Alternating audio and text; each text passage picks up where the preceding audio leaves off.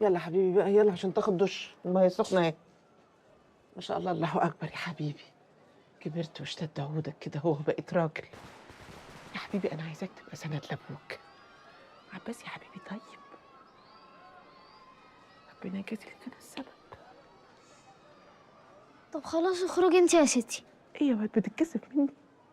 يا حبيبي ده انا بحميك من وانت في اللفه كده، من ساعه ما امك الله يرحمها ماتت وابوك اتسكن. انت عارف يا علي، انت اللي مهون علينا المصايب دي كلها. اه والله يا حبيبي، انت لما بتضحك الدنيا كلها بتضحك لي. يلا بقى بلا كسوف بلا بتاع بقى، يلا يا واد. طب خلاص اخرجي بقى، عشان عايزه اخلص من الحمام والبرميل المقرف ده. المقرف ده؟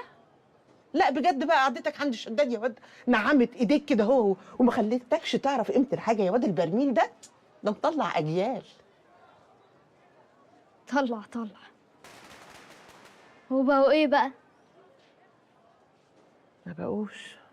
انا اسف، ما كنتش اقصد، بس انا نفسي ارجع لشداد واعيش معاه. ما تخلي عباس يرجعني. يا واد انا بقول لك ايه يا واد، والله ابوك حنين. انا عايزاك تفهم يا علي ان الدنيا دي يا حبيبي مش حلو ووحش، ابيض واسود، طيب ولا شرير. فيها درجات كده، درجات زي اللي انتوا بتاخدوها في المدرسه كده اهو. مش انت لما بتنجح بيبقى درجات كده؟